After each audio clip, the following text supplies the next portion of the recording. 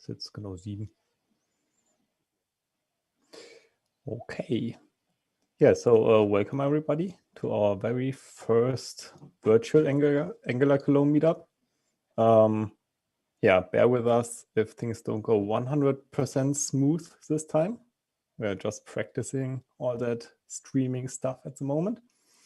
But I guess Patrick is the right man to do that. We're going to have 2 amazing speakers today.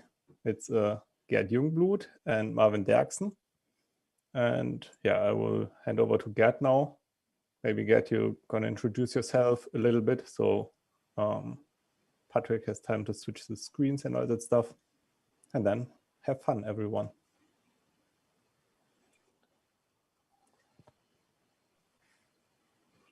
So, Christoph, thanks for having me. As Christoph mentioned, we're going to talk about NestJS this evening, at least in the first session. Before I'm going to tell you about NestJS, what it is, why and when you should use it. Some sentences about myself. So again, thanks for having me here. My colleague Hanka and me, we've been doing professional software development for more than 2 decades now. So we started back in the days when the internet was still young, doing some stuff, maybe some of you remember it, called Flash ActionScript. And then we moved over to several years of working with Java, different Java frameworks, JSP, JSF, J2E, you name them.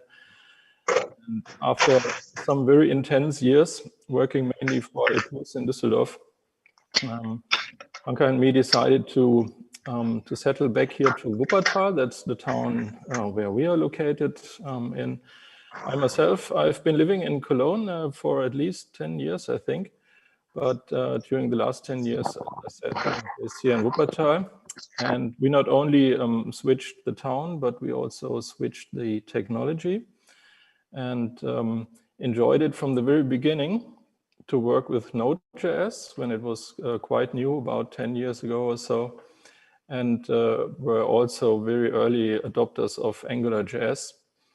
In the first years, we we did some development on our own, some interesting stuff, and did a lot of work for different customers. And at least for 6 years, I think we've been doing a bunch of workshops, starting with AngularJS, then of course moving over to Angular. And especially in this year, starting in January of this year, the demand grew for workshop consulting code review regarding NestJS. So what is NestJS? As it's stated on the NestJS website by itself, it's a progressive Node.js framework for building efficient, reliable, and scalable server-side applications. Okay, so a bunch of adjectives. And I'm going to lead you through the main topics regarding NestJS, a little bit about Node.js in the upfront. And later on, I'm going to switch to a very, very tiny application, which we built just for fun. And for some of our workshops, we use it.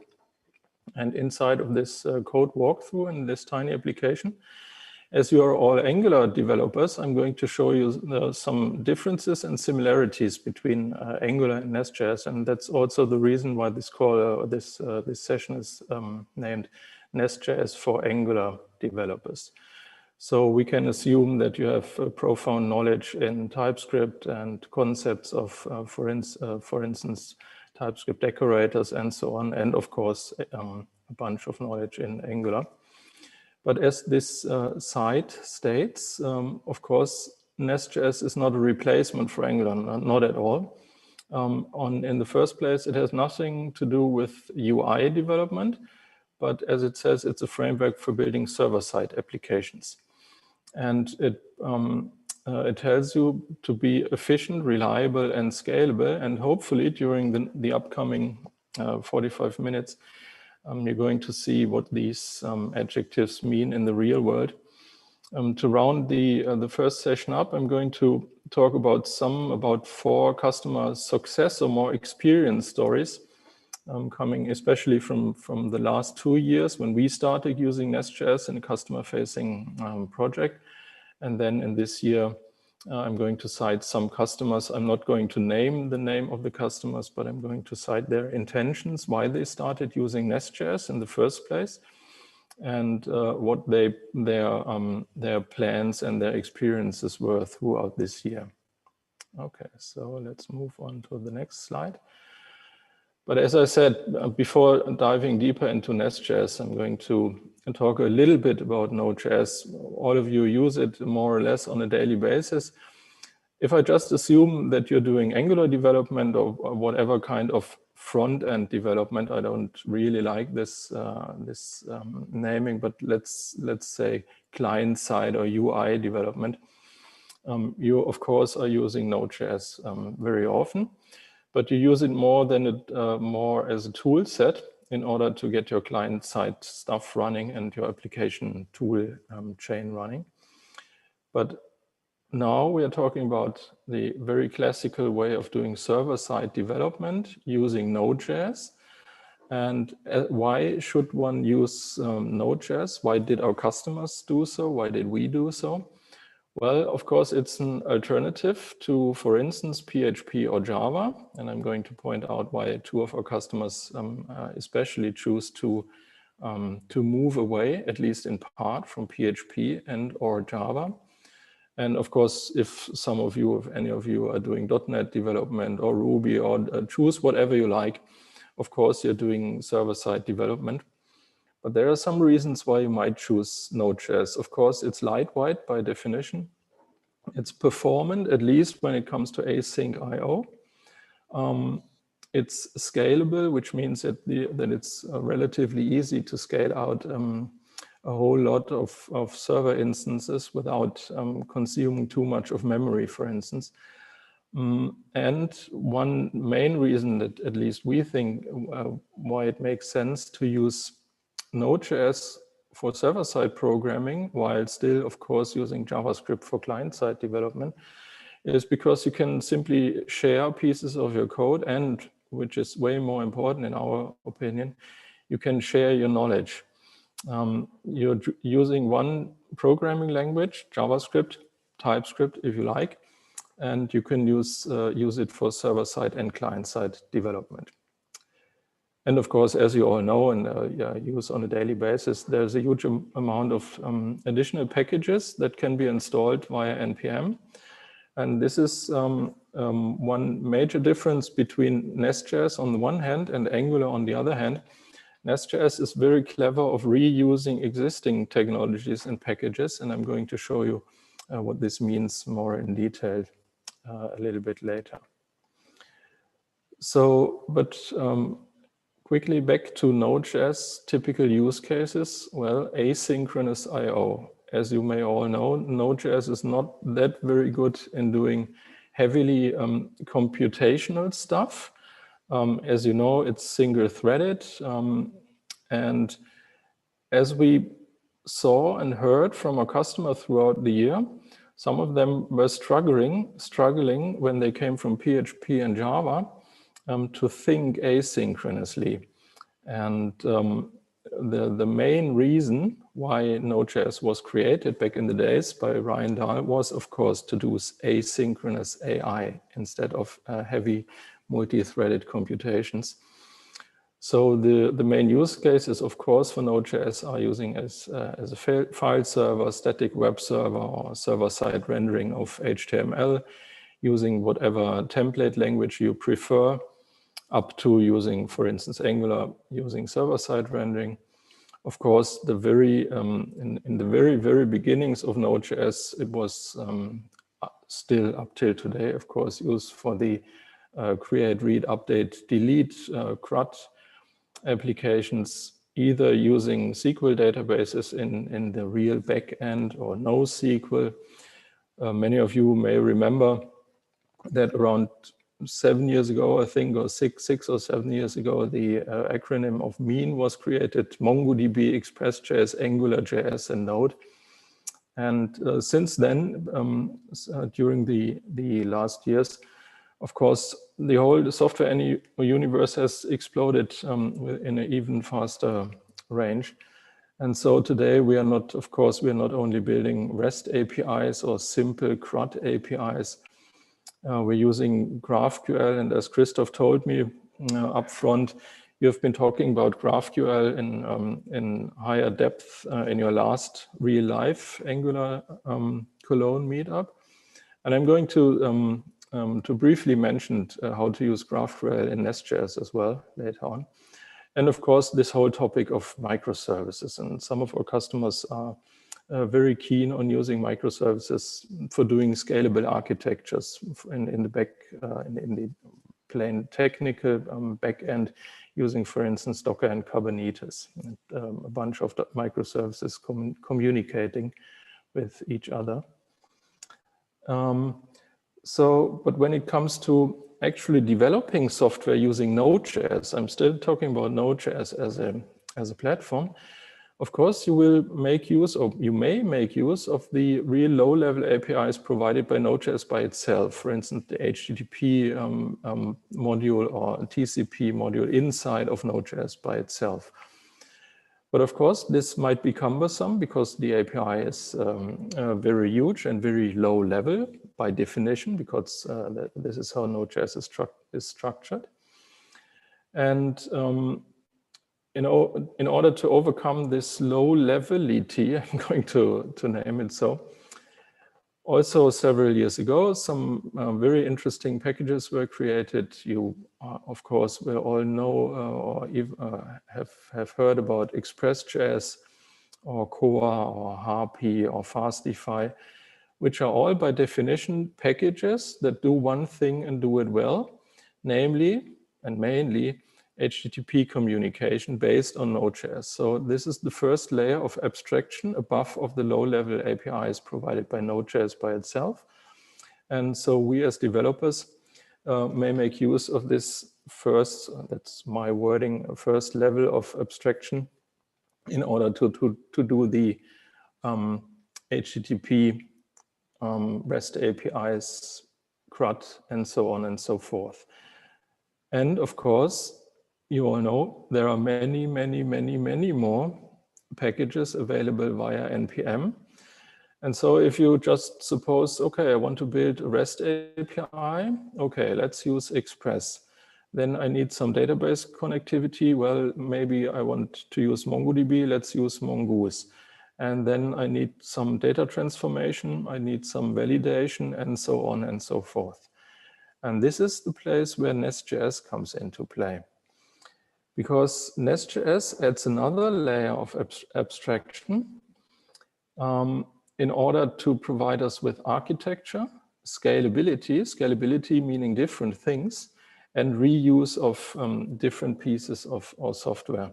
And if you just take a look back and think, isn't this what Angular was all about? It's about architecture, thinking about modules, well-defined building blocks. Angular is about scalability and reuse. And no wonder, because NestJS was heavily inspired by Angular. And NestJS was created by one guy named Camille. I'm not going to try to pronounce his last name because I will probably fail. He took a look at Angular and the basic ideas behind Angular and thought about 3 years ago, hey, why not create a server-side framework for building server-side applications? And since he was inspired by Angular, he of course decided to use TypeScript from the very beginning. And when Hanka and me were working for a customer we started in 2018, we were free to choose what technologies to use for the piece of software we would write in the upcoming 1 or 2 years. And since we were deep into Angular and TypeScript and Node.js for several years, we decided to use Node.js very early on in our project. And it came very handy for us that NestJS is heavily inspired by Angular, but of course doing totally different things than Angular. But as I will show you in a minute, There is a command line interface in Nest, which is very familiar for you because you're using the Angular command line interface more or less on a daily basis. So this is the first similarity. There are different packages, as in Angular as well. For instance, a core package, common package, and some more packages, which, as in Angular, you may add over time when the requirements evolve. So it's not a monolithic thing that gives you 1,000 things if you only need 10 of them, but you can progressively enhance your software. And this is why NestJS calls itself a progressive framework. And as in Angular, there are very well-defined and very well-documented building blocks. So if there are components and directives and services and routing in Angular, we all know as we sit together here what we are talking about. And if we switch over to NestJS, we're going to talk about modules, controllers, injectables, aka services, resolvers, pipes, and so on and so forth. So we all have a common language and common concepts that we may talk about. And in some cases, we even realized that we were looking at some piece of code and thinking, are we just working in the UI Angular stuff, or are we working more on the server-side implementation using NestJS? So it's very easy for our brains to switch between these contexts. But there is one main difference, because for server-side development, the requirements may be huge. Nest under the hood, again, following this principle of different levels of abstraction, of course, makes use of JavaScript packages that are highly popular and well established and used all over. For instance, NestJS doesn't reinvent the wheel, but relies on Express or Fastify in order to do the one level lower HTTP communication, or it may rely on type ORM to do database interactions and so on and so forth. But it often, or almost always, offers you one layer of abstraction so that you take a look at the code. It looks like TypeScript with a whole lot of decorators and some very well-defined concepts. But under the hood, it makes use of well-established packages. So before moving over to the actual code walkthrough, I want to just briefly mention the basic ideas of some of the building blocks. One moment, please. Okay. As in Angular, the module is the main container for different pieces of your entire software. And also, as in Angular, of course, you can work in monorepos and mixing and matching different Nest applications and different Nest libraries, as well as you can do in Angular. And of course, you're free to choose if you want to also mix in your client-side software, for instance, using Angular. And you can use monorepos where you can make reuse of common code in the front end and in the back end, okay? Because they all follow some basic identical rules. And they all follow the idea that the software should be modular. And you're going to see that there is indeed a module decorator in Nest.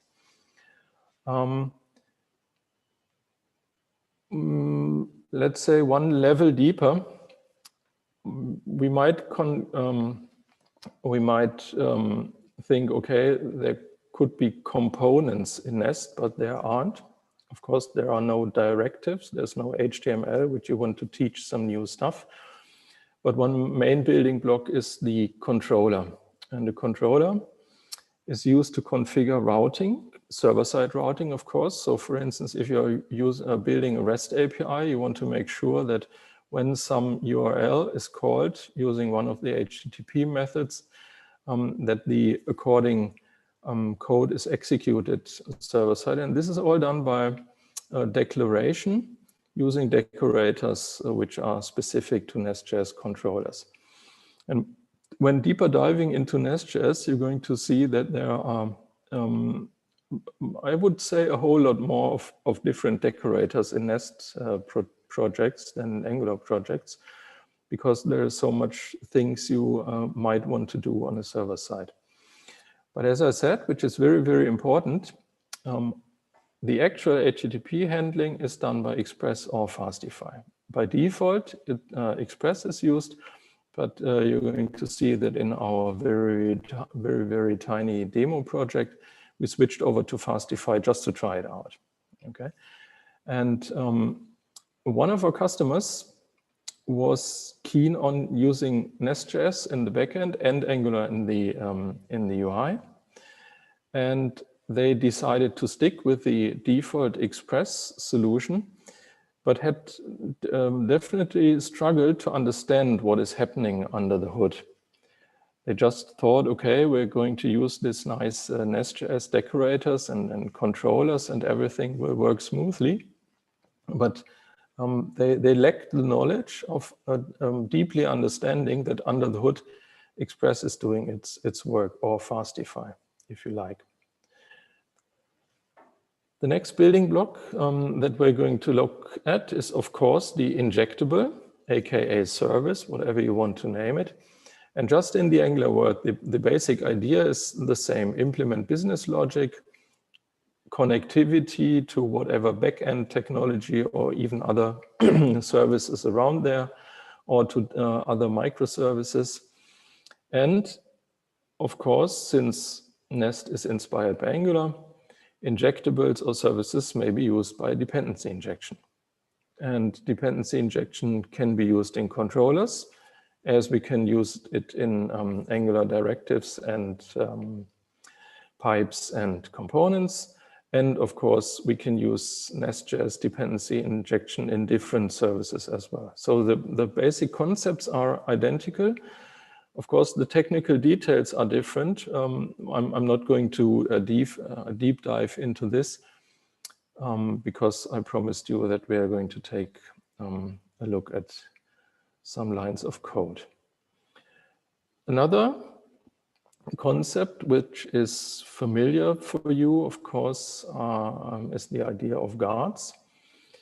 And there's the number of guards is a bit limited in Nest because their basic the basic work they have to do is to make sure that server-side routes, let's stick to REST APIs for now, are being secured, for instance, using authentication and authorization mechanisms.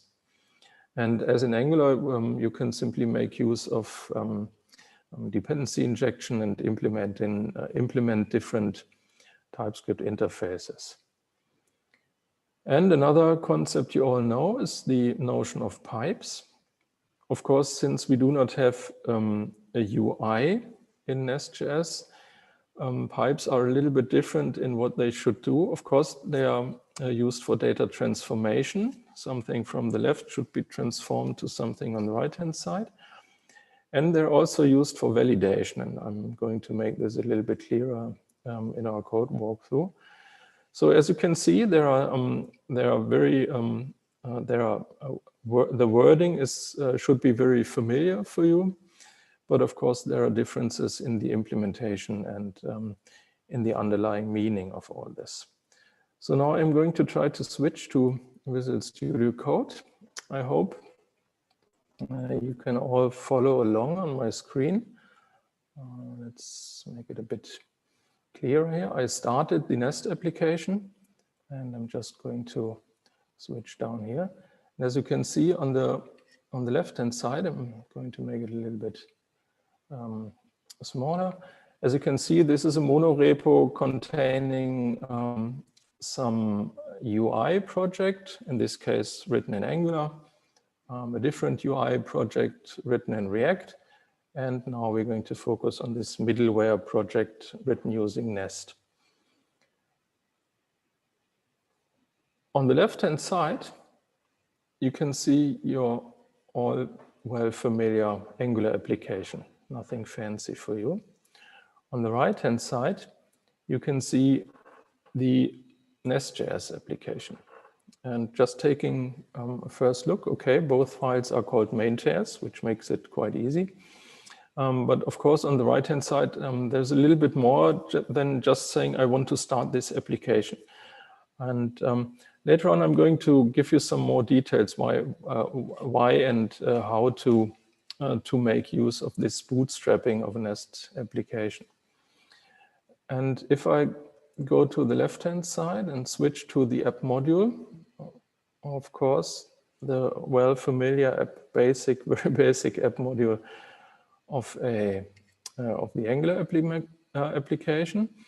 And on the right-hand side, you can see that Nest is using a factory class in order to create a Nest application. And here in this example on the right-hand side, you can see that you, as I mentioned, you can switch between the underlying HTTP package to be used. In this case, a Fastify application. By default, as I mentioned, Express is being used, but there is one commonality. Okay, this is a NestJS app module. And if you compare, well, nothing fancy, isn't it? Well, yeah, there's some, on the left-hand side, it's called ng module. On the right-hand side, it's module. Nice. And of course, there have to be some differences. As I said, there are controllers in the Nest application. So we don't need these declarations for our components, pipes, or directives. But we may, if we want, declare controllers and providers inside of Nest module. And since the Nest module is just being created by the add_module decorator and the exported class, you can modularize your application or applications in Nest just like you do in Angular. So you build different modules, whatever you want to call them. If you follow the path of let's build some feature modules for different features of a server-side application, or let's add a common module or a core module, whatever you like. You can use a module as a container for your server-side features that you want to implement. And on the highest level, of course, on top of the tree, if you like, you have one root module that is being bootstrapped in the main Nest application. Okay, so let's jump over in the Angular world to a component which doesn't do much thing. It just seems to be displaying something. And on the right-hand side, I'm going to move over to a controller. And okay, this seems to be a little bit different, of course, because on the right-hand side, we want to make sure that when some HTTP request comes in, we want to construct a response. So on the right-hand side, this is for building a, well, not strictly speaking a REST API, but an API or an endpoint, which is capable of being called via HTTP. So since the application is running, I'm going to switch back to my browser and jump to the running application. And as you can see, okay, the application is running, in this case, delivering a 404 status code. I'm going to inspect the element, look at the network, and run it again. And as you can see nothing, because what we get back is this 404.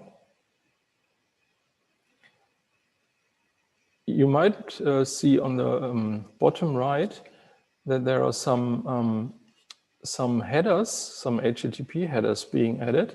So just bear this in mind. I'm going to show you later on how this all comes about. So in this case, it doesn't seem that that this function getHello is being called. So when I get back to the app module and then get back to the bootstrapping function, I can see that there's some global prefix named API. So this is where the actual, in this very simple case, this is where the actual Nest routing starts, which means when I jump back to the browser and get back to the /API, okay, and now you can see that that simply this string was returned. Which is very nice in NestJS is that, of course, you might make use of type annotations in the function signature, and you can use all of the what do I want to say? Sorry, I'm stuck. Of the primitive data types, string, number, boolean, and so on and so forth. You can simply return a string which will be interpreted as text HTML, or you can use plain JavaScript objects which will be serialized under the hood. So by just looking at this piece of code on the right-hand side, if you know that the base URL is /API, one can imagine, okay, whenever a get method, the HTTP get is being called, this function is being executed, and whatever this function returns will be sent back to the browser, or to the client, sorry, not to the browser, but to the client. Since we are talking about HTTP, you can use whatever HTTP client you want. And another nice thing is you can use promises and observables as well, out of the box. So under the hood, the framework is responsible for informing Express.js or Fastify to put the right stuff into the response. And let's head over to another. In the Angular application, I don't want to switch into a service now, but in the Nest application, well, as you can see, it's just an exported class. It's defined as injectable, and whatever your functions return may be used by controllers or different services as well, of course. And as I mentioned, you can use promises and observables as well. And so it's very easy switching between the different layers of your application without too much switching between very different code styles and very different meaning for different things. Okay. So, but this is a bit boring what this application does so far. So let's see if we can find out whether we get some information about what our REST API is capable. And now I switched back to this main TS where the bootstrapping of the Nest application happens. And here you can see that you can make use of Swagger. I guess you're familiar with Swagger /OpenAPI. And this is a very nice, again, a very nice point of showing how NestJS thinks in layers of abstractions. You don't have to manually install the required packages for Swagger /OpenAPI, but you can make use of NestJS /Swagger. And here you can see there is a Swagger module provided by NestJS, but of course under the hood, it makes use of OpenAPI /Swagger. And in this case, okay, I can configure what I want to show in my documentation. And in this case, when I hit docs, okay, nice, just by configuration.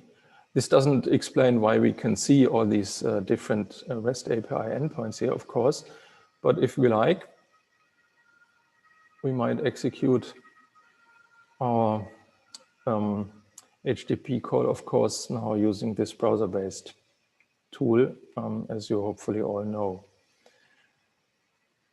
Now let's take a quick look at this, at these headers, as I promised. Another idea stemming from the world of Express.js is the concept of middleware. Those of you who have been using Express throughout the years will exactly know what I'm talking about. Middleware carries the idea of there is a request, there is a response, and there is the next thing, the next function that will handle the request and or response. And Nest also offers you the ability to use this concept of middleware, so chaining your requests and responses through different functions by using Express middleware, or in this case, Fastify middleware. And for instance, in this case, the Fastify middleware is being configured using a library named Helmet, which you just install by using npm install. This is a Fastify specific implementation, but nonetheless. And this is, for instance, one way how to configure HTTP headers, and so on a global basis. This is all configurable since we are talking about different modules of your application. Of course, you can use more fine-grained configuration and chaining these kinds of middleware after each other. So this is one of the reasons why the main TS and the bootstrapping of the Nest application is a little bit more, I wouldn't say complicated. There's a little bit more going on under the hood. But now come to the more interesting things. Let's see what the browser tells me. There's some API giving me some information about colors. And as you can see here, an array is returned containing some strings. And this is all achieved by, well, modularization, sorry. A Nest module, a Nest controller, and the Nest controller carries some Nest specific and OpenAPI/Swagger specific decorators. And so just by decoration, you add and add and add more fine-grained capabilities of your application. And for the real business logic, you can always refer to the service implementations working in the actual backend. However, they are able to achieve the information they need, put all this heavy stuff into services, and use controllers for communicating with the actual client. So this is the basic idea, okay? Another thing that I wanted to show you is if you want to pass information from client to server, for instance, using post or put requests, of course, you need some validation.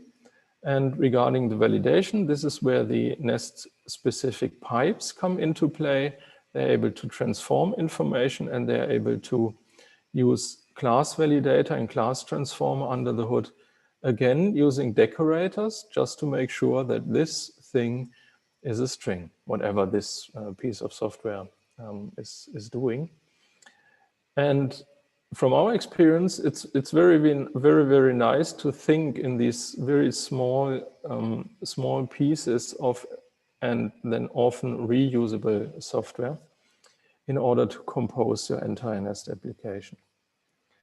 Another thing that I quickly want to mention is, one more, again, doing it this way. Yes, it's very easy to add GraphQL. And again, following these different layers of abstractions. Under the hood, Apollo server is used. Of course, GraphQL.js is used. But NestJS by itself provides, well, a whole lot of decorators which are able to perform the necessary transformations and to resolve your different GraphQL queries, mutations, and even subscriptions. So if you're working with WebSockets, again, Nest follows this idea of different layers of abstractions, be it using GraphQL or plain WebSocket implementations. this was the idea was just to give you a very brief insight into this. And when looking at the Nest website, on the left-hand side, you can see, okay, there are some first steps to take. The main features I very, very briefly mentioned, and then things go on and on and on and on. And this is why it's a progressive framework. Don't learn all this stuff by heart from the very beginning, but do it progressively and think about what you want to achieve on your server side. And for the remaining 5 minutes, as promised, I want to give you some idea why some of our customers are using NestJS and how they are doing, and a little bit of their experience throughout the year. The first one is working in telecommunications, and they decided to do an entire rewrite of their decades of PHP, plain JavaScript-based internal point of sales and shop systems. A very daunting task, I think. And we supported them by doing code reviews and some workshops. And what we saw, they were very enthusiastic in learning new things, but especially for those coming from a PHP background, it was very, very hard to grasp this TypeScripty stuff, this decorator stuff, and especially working with promises and asynchronicity. Since you're all working with Angular and doing things like promises and observables all the day, this shouldn't be a problem for you, but for them it was a very steep learning curve, because under the hood it's Node.js, and Node.js has asynchronous I/O by definition. So a whole lot of things to learn for them, and beginning in the next year, we're going to get back to them in order to learn some more of their experience that they had throughout the month. Another entirely different approach was taken by an agency working for in the automotive sector. They have a huge Java-based monolithic thing that does some content management stuff using Adobe, whatever, backend in the very back. And the team decided, okay, let's take just one tiny slice out of this large Java-based application and re-implement just this one using NestJS. Why should we do so? Because we don't want to bother with all this heavy backend Java stuff, which takes ages just to start up and to do some simple tests. And they took the approach of telling one of their team members, okay, just get started and try to get things done. And then after some months, they realized, okay, it would make sense to take a deeper dive into it. And they are very successful by slicing out this tiny project. It's productive, and they are productive. The main thing they had to learn was the separation between the controller and service layer, and not trying to rely on Express too much, doing proper TypeScript types, and learning about doing things TypeScripty and asynchronously way. For instance, they try to synchronously access the file system while making an asynchronous loop, which failed. And another one, last but not least, a large France-based e-commerce shop, and they took an even other approach. They still have tons of PHP, JavaScript, PHP, middleware, backend software. But for the very latest and newest projects, they are training dozens of developers in order to get used to using NestJS for entirely new features. And their main motivation for using Node.js is the scalability across microservices and Kubernetes clusters and so on and so forth. And their main reason to use NestJS is because NestJS offers so much, and you can progressively, and they can progressively enhance their software. And finally, the software, one of the softwares that Hanka and me have written throughout the years when starting with NestJS, the main reason was there was a little bit outdated and more or less unworking Meteor app, and we were free to choose. And we were very, very happy to use NestJS early on, because it allowed us to do some mix and match Angular for the UI, NestJS for GraphQL, NestJS as REST API server, NestJS as REST and GraphQL clients in order to address some legacy APIs. And so all in all, there are different use cases that you might make use of in Nest. You have to get used, of course, to the different cons. You have to get used to the huge amount of possibilities that these frameworks give you. And if you have any questions, of course, we will meet afterwards. And of course, later on, I will send this material as PDF to Christoph. So if you like, get back sometime in the future. And for now, I want to close, say thanks, and get back or give back to Christoph by just stopping my screen sharing. Thanks. Yeah, awesome. Thanks a lot, Gerd. I would say we could try a short question session. So we, again, have no practice with it, but I guess there is something like raise your hands in the chat. So if there are any questions, you could do that now or just speak. I guess there are not too many people out there. Whatever you like. I'm listening and reading. Yeah, also on YouTube. I don't know if someone is checking the chat. Yes.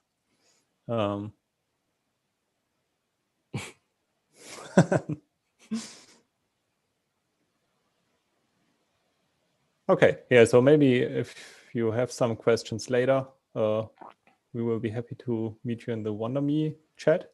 I'll talk about that later. I would say we have a 5-minute break now, and then we're gonna get back with the second talk of Marvin at what we have now. Yeah, 1950, I would say.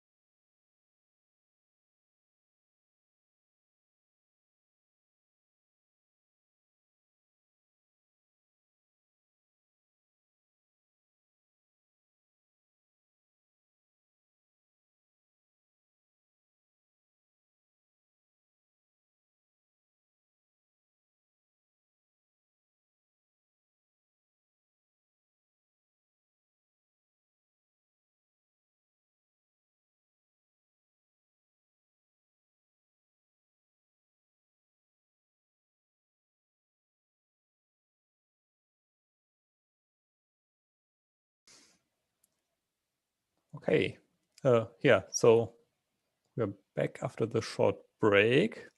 Now it's Marvin's turn. Marvin is a developer from Cologne. I guess he's going to introduce himself a little more in detail later.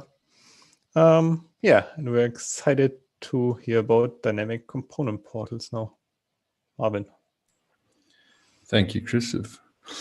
My name is Marvin. I'm 29 years of age. I'm with Lisa GmbH in Cologne, and I got a girlfriend.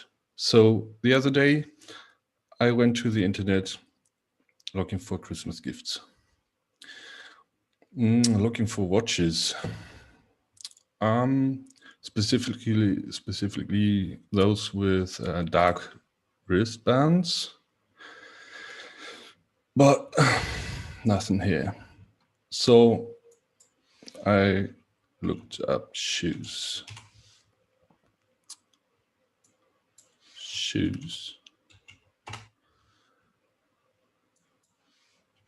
Ah, I see.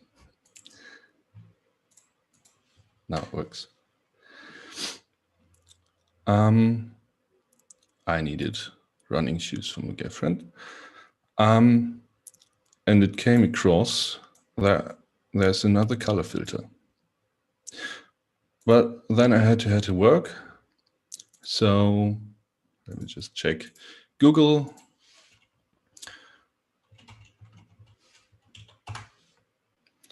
And I need to get to work from Cologne. And I looked at the schedule, and I pretty much know the directions for the car and the schedule for the public transport shows, well, a thing there. And I thought, how do they do this? How do they do what? At Amazon, they have a color filter with a different heading and different functionality. And at Google Maps, they have different directions, each for a movement type. And they are different from each other. And they are in some way different that you can't abstract this. And I thought, how do they do this? These same but different components that have different functionality within themselves and differ from each other. So I set up a quick Angular application. And I got heavily inspired by an unnamed app. And I searched for directions from one city to another. And there you have it. Different moving types, different cards, in this case, Angular material cards, even with a different functionality within themselves. So I made it, and I was happy. But when you look at my code, you see this. Not good. Ifs and else's, or switches in this case. And if you imagine your Google Maps, you got plenty of movement types, not just 4, but maybe 15 or so. And you see your template, it gets pretty crowded. So that can't be the top solution. What do we do? I know Angular material pretty well. They got something that is called portals. You can render different things into portals, and it's quite dynamic. And chances are you use them. If you use a dialog in Angular material, you use a portal. You don't know it, but you use it. Because you use dialogs for pretty different components in the entire internet. You see them all the day. So I thought, do I need to take dialogues, or can I do it pretty more in place? Turns out, yes, the portal is the way to go. Now, what is a portal? A portal is exactly what is shown in a place. The portal outlet is the thing that gets replaced by the portal that is rendered into it. So let's jump into the coding a little bit. Where do we start? We want to get rid of this, so just wreck it. It's gone. Now, our application is pretty empty. We need a new component. Let's quickly set it up.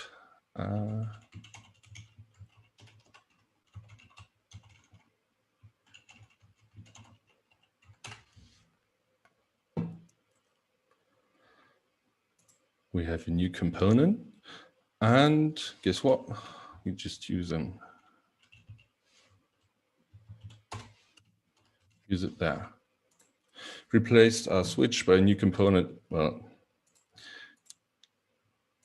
now you see nothing works, but the new component. How do we move on? We need a thing that is the component portal.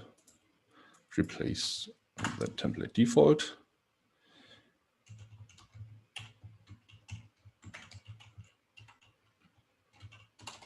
Sorry.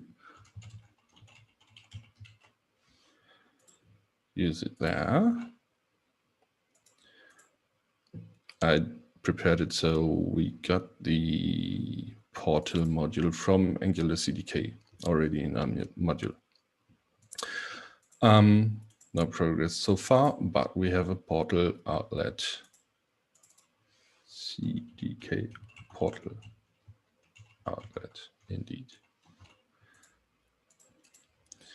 Just grab it in our component.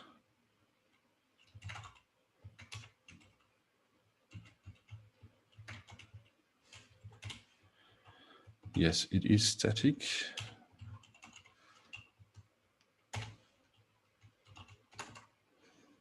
And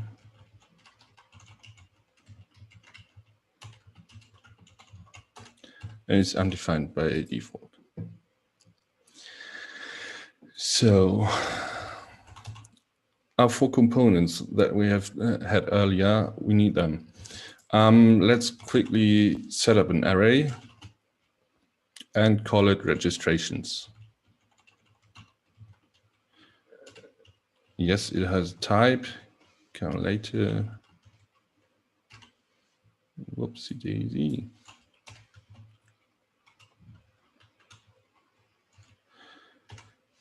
And our registration consists of 2 properties. The component type, which is the component type. Take the cap component first, and quick little function that replaces ngIf or switch, returning a Boolean. First registration. I'm sorry, that belongs here indeed. And that type is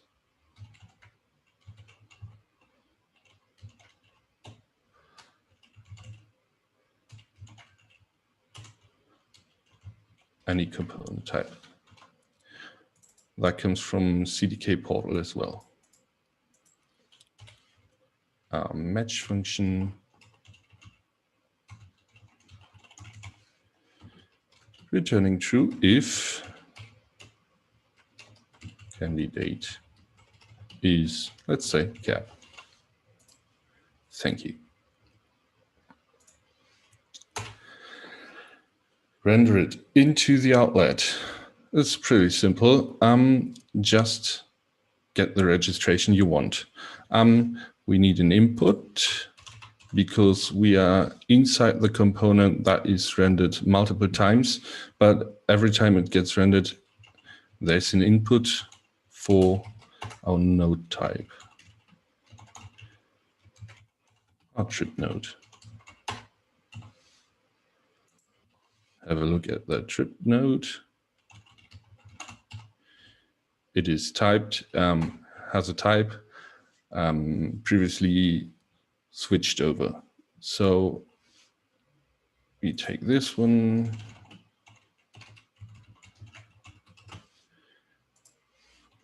and search our registrations for the one that matches.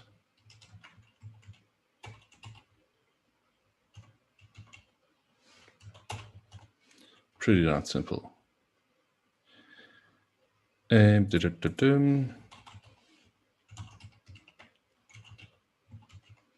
Fail gracefully if there's no input. For the node is what that can't be undefined anymore at this point. Now we got a registration.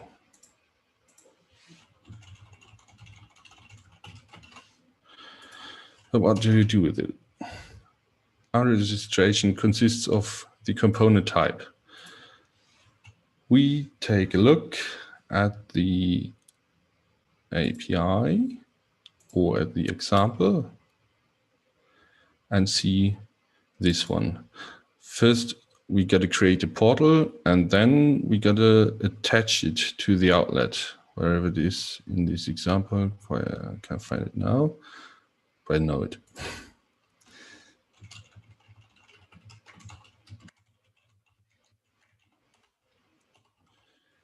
We create a portal, and we get our registration and take our component type. Null for view container ref, null for injector for now,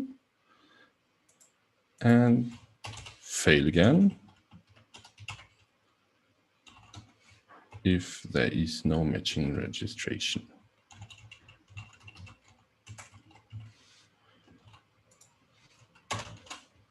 Works so far. Then to our outlet, just grab it and attach the component portal.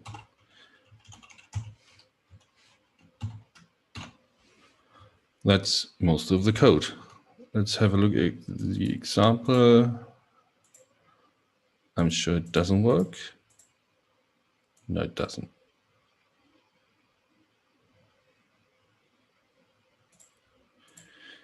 Because of cat being the one and only registration, and our example uses 3 different. We got 4 implementations, quickly insert them.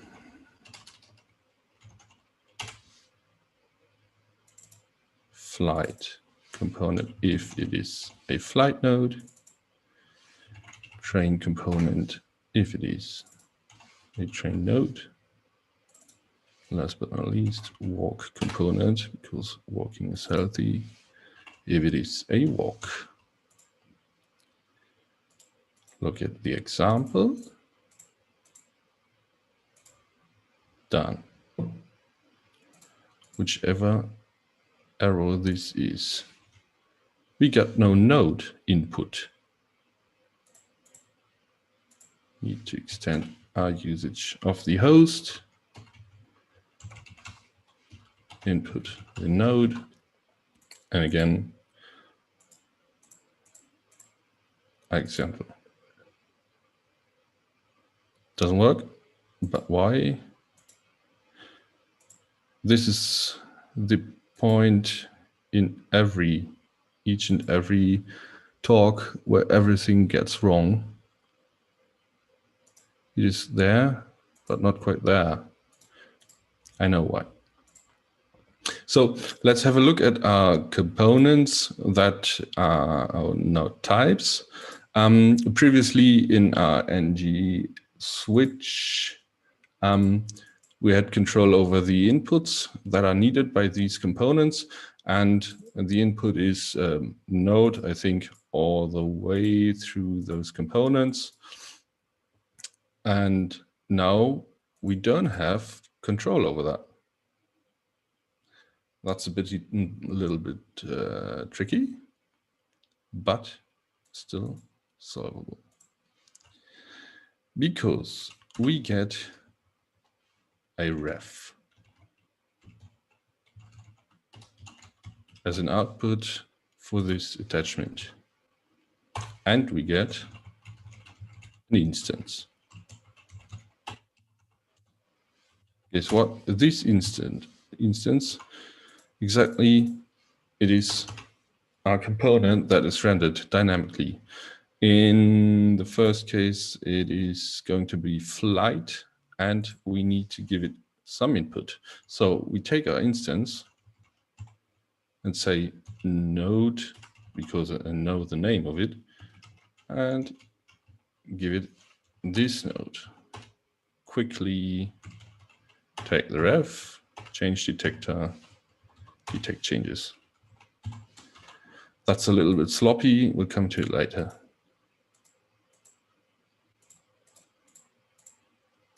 Boom, got it.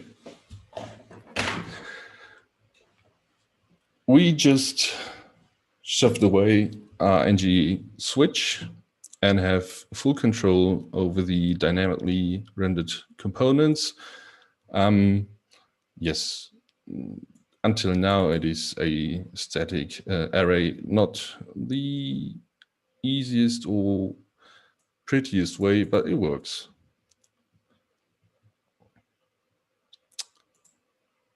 Okay. Now a little bit bonus. We want to get rid of this array because whether we take the template or the component here, having a long list of all these components with their conditions is not exactly the best way to do if you want to decouple your features. And let's say all of these transportation ways have their own feature set. So with a flight, you could have a boarding pass generation. These are features that have nothing to do with each other. Flight boarding pass generation doesn't need to know about cabs, and the other way around, and collecting it all at one place is bad habit. So we will replace it eventually. We just need an injection token. I'm pretty sure if you know it. Let's say it is the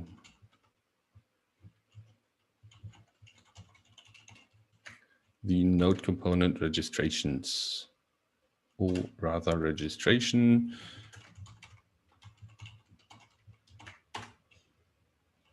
And we take this type, quickly reuse it,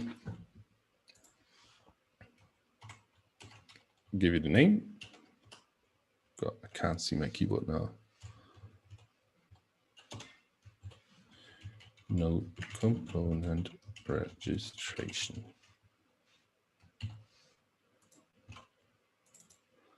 Let's say our component does not know about these registrations there. We'll delete them further down the road, but for now, we just inject our token.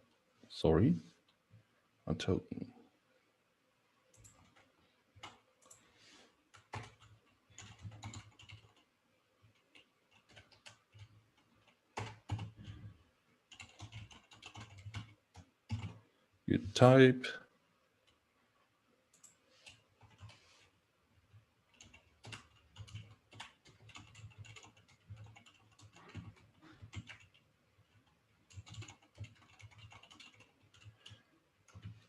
I think now we need an interface. It's clumsy and every time I reuse it. So Put it into there. Have it there. Whoops. Ooh. Now got it. Registrations. So I think now we can use not this registrations array, which I'm commenting out quickly, but we use the injected registrations. Won't work until now, yes, but coming to it.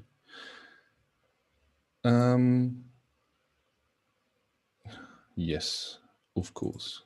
What's wrong with that? Cyclic dependency. Just having a file.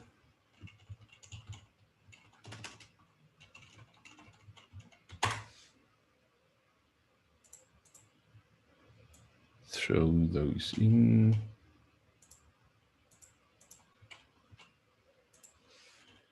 Import all we need.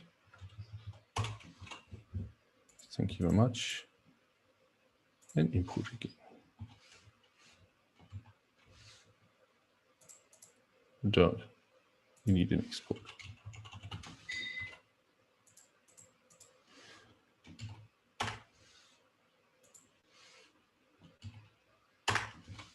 Thank you. Now onto our node types. I've created a module there, but I think we can create a new module. First one for the cab.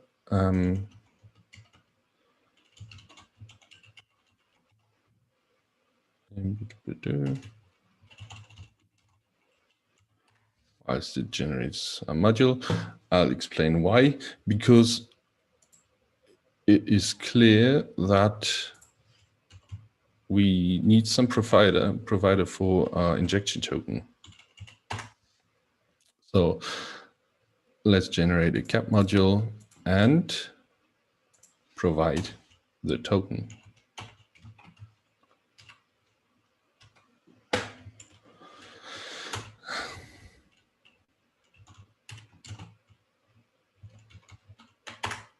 Node component registration and use value.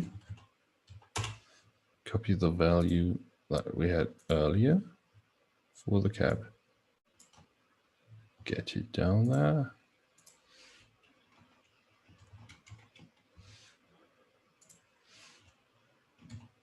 I think we don't need that one, and get rid of all component declarations in the app module. Gone. Redeclare here. As you see, we drive further towards a separated feature-based, module-based application. And we try to detach all the things from each other so they don't know each other, and we generate a core application and extendable feature sets that work well together but don't know each other. Got it here, and import the cab module for now at this point. That module. Great. Just do it for the other types.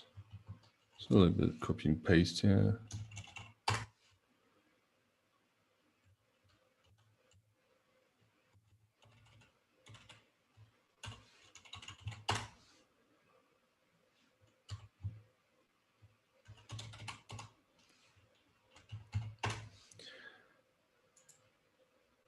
By now, we have components that are provided in their own modules, which in turn provide these token values.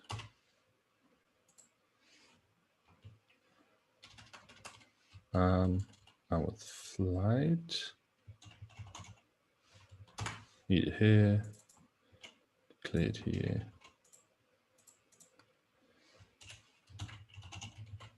Take it over there. And I think walk is the one I need for the quick demo. So I'll just do it for the walk.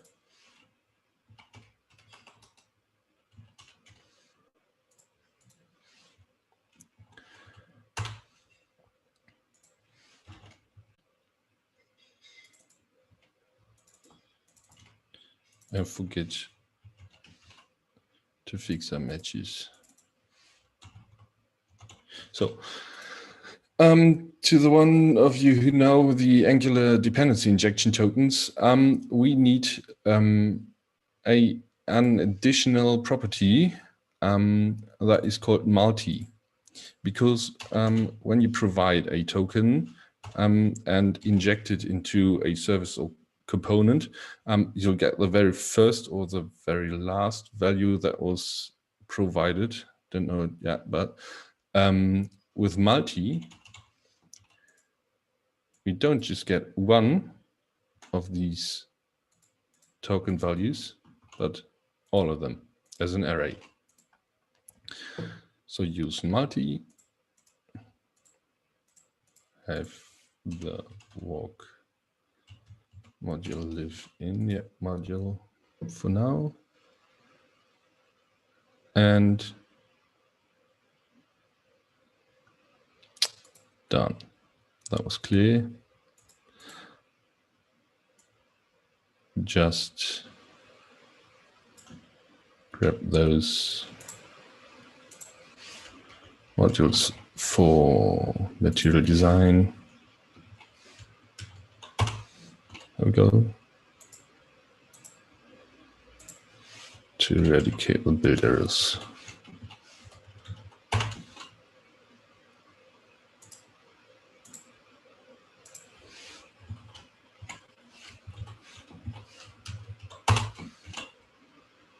Compiled successfully. Let's have a look at it. Pick the first. Wow, that worked instantly. Did I save anything? Or did I save? Yes, I saved all of it. Well, I guess it just worked. First try. Good result. So now we provide our components that are picked at runtime, not at template time, from a dependency injection token, so that each and every feature that declares a component that shall go into one of these slots, each component module can provide it via the token, and the application doesn't need to know the component at the point where it's needed. It just knows the token and selects it via the registration that is object-oriented, matches itself, and so on. And now we eradicated our switch. We don't have a huge array of registrations anywhere. And with the new Webpack 5, it has module federation. I'm sure you can even eradicate these modular imports for the app module and have it completely independent using a npm package, for example.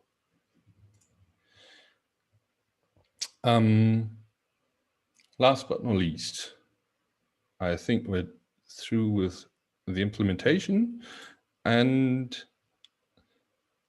I want to show you that you don't need to implement all by yourself, these functionalities.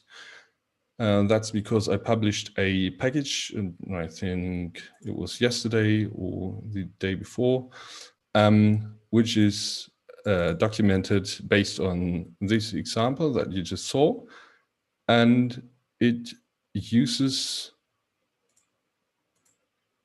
let me show it.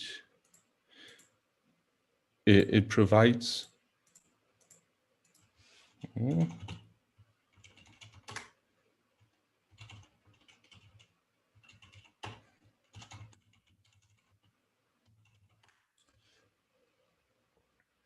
It provides you with the so-called portal builder. And we just jump into the node host where we were earlier. Got all of our, I'm sorry.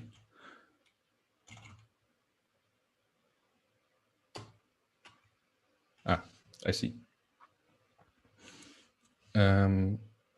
I think we can throw away these changes, discard them. Thank you very much. Now at main. And if the toolbar from Zoom pisses off, it does. Thank you. I can show you how to use this package. The component node host you saw it earlier, where we implemented this registration array. This is just for the demonstration purpose. It has two components. The other two components come from the injection token, so it's a little bit of hybrid for documentation reasons. And you see here, we use the portal builder. Instantiate it there and use it here. Throw in our registrations, pick one by value, provide tokens or values that shall be injected into the component themselves and attach it to the portal. It's a Fluent API, so you can use it in whatever order you want. It's a builder pattern. It's pretty simple, just a wrapper for the CDK portal outlet.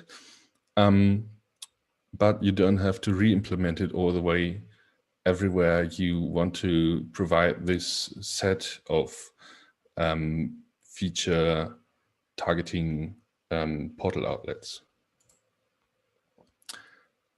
I guess that was all I wanted to say. And yes, thank you for your attention. Thank you for having me. And I'll be glad to hear questions, read questions, whether it be now or later in the chat. See you. Yeah, awesome. Thanks a lot, Marvin. Any questions up until now? Do I have a chat anywhere? Or in the YouTube? Yes, I had a question. Does this work with components that are part of lazy loaded modules?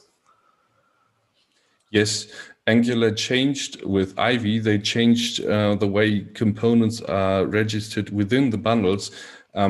Previously to Ivy, you need to register components that are constructed out of thin air in the entry components property for the modules.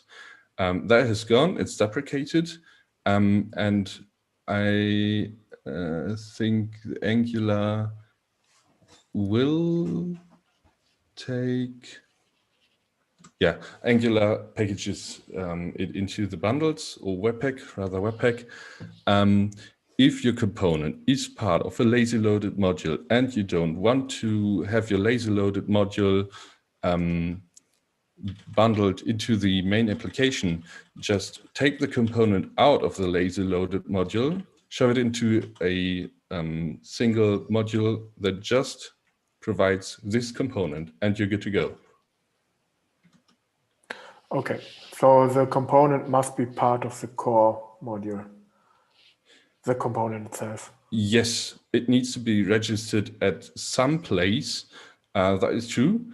But as I mentioned, Webpack 5 has module federation, and I think this is the right tool for independently rendered libraries, parts of applications that are lazy loaded themselves. So this might be a solution for the problem that we have here, we need our component anywhere registered into the main app or the part of the app that needs the component. Yes.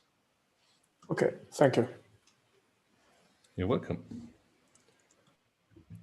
There's also a question in the chat. Did you already try module federation with Webpack 5? No, I didn't. But as you saw, the package I provided at NPM, there's a GitHub repo. And I'd be glad if you tried Webpack 5 in module federation and just did a pull request to implement it, maybe, if there's something that needs to be implemented into the package. Have a go. Awesome. There's one other question. Do you know more use cases of the portal? Yes. Specifically web shops and calendar applications. These are two use cases I just had at work. In web shops where you need different, let's say, forms to describe your needs for a specific item that you can buy at the shop. All those forms look different. They had different fields, had a different layout, had different functionality. So that we decided to not implement dynamic forms, but rather implement the forms as components themselves, and a portal used the portal outlet to render them. That was one use case. And the other was, what was it exactly? Lost my train of thought. Calendar application. I had colleagues that developed a calendar as a part of a bigger application, and they needed different types of dates, of appointments with different fields for information, different functionality. And they had the problem that there were, I think, about a dozen or so of different calendar appointment types. And I hinted them towards using the component, the portal outlet. Don't know whether they implemented it yet, but I'm positive they will.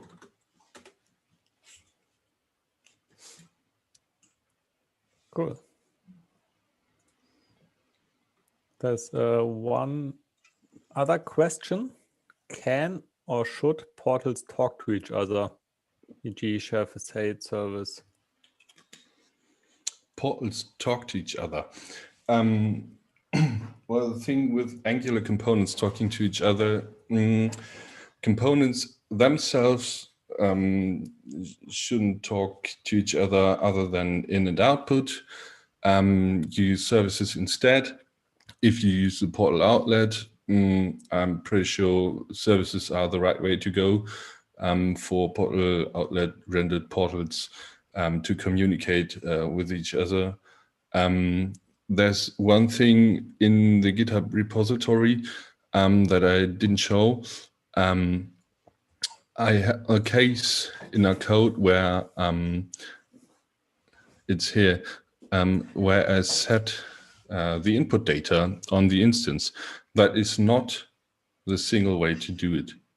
You can, that is shown here, use another injection token just for the data, provided here with the portal builder. Then you can forget about this one, shove it away, just leave it there for demo purposes. But you need to rewrite your component a little bit. The one component that is still the old one takes the node as an input, and I think it is train. No, it isn't. It is flight. That takes the data via an injection token. And that is exactly what they do at Angular Material, where you have the dialog. You get the API, dialog data. this is the injection token for the MUD dialog data. This it's parallel. It's the same thing.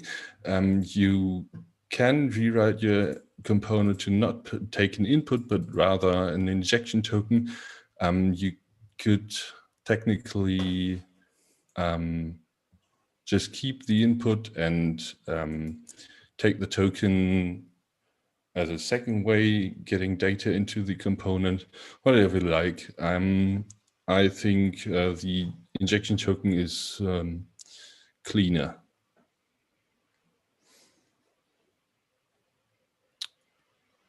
Okay, cool. So if there are any other questions left, I guess we would move to the WonderMe room now. I just posted the link in the chat again, and it's also in the Meetup invitation. Yeah, we would be happy to see you there after the Meetup. Thanks a lot for joining, and thanks a lot again, Marvin and Gerd. Two really cool talks.